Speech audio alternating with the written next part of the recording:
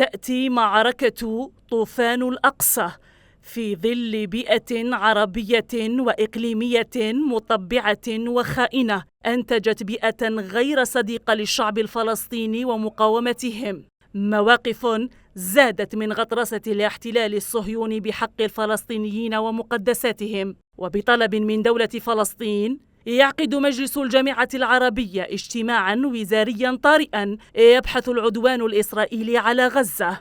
الجزائر كانت السباقة للمشاركة في أشغال الاجتماع، يتوقع منها دورا محوريا لإنصاف القضية ولو بمحاولة تحريك ضمير من باع القدس، وهو موقف معتاد من الجزائر التي لم تتأخر يوما للتأكيد في المنابر الدولية على الحق الكامل غير المنقوص في دولة مكتملة السيادة.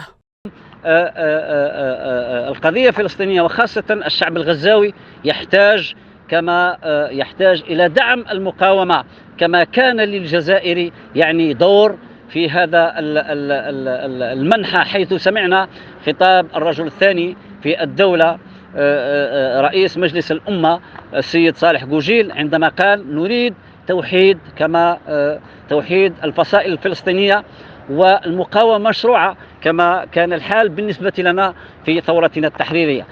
الجامعة العربية في اجتماعها هذا أرادت دولة فلسطينية عاصمتها القدس دون الإشارة لشرقية ولا غربية، غير أن محللون كان لهم رأي آخر في هذا الموقف. عدد منهم وصفوا هذا التصريح بالضعيف والفارغ، لأن الجامعة العربية في رأيهم لم تكن يوما مرجعا في إيجاد الحلول للقضايا العربية. لم تكن الجامعة العربية يوما مرجعا في إيجاد حلول للقضايا العربية الشائكة المختلفة. الجامعة العربية إلى اليوم هو البيانات تقتصر فقط على البيانات، بيانات ليست في مستوى الأحداث ولا في مستوى تطلعات حتى الشعوب التي يحكمها هؤلاء الزعماء في أقطارهم. أمام المساعي العربية والدولية فصلت كتائب القسام في القضية الفلسطينية ووضعت العالم أمام نموذجا فلسطينيا مقاوم، وأثبتت في ميدان المعركة للمطبعين كم هي حاميتهم إسرائيل ضعيفة.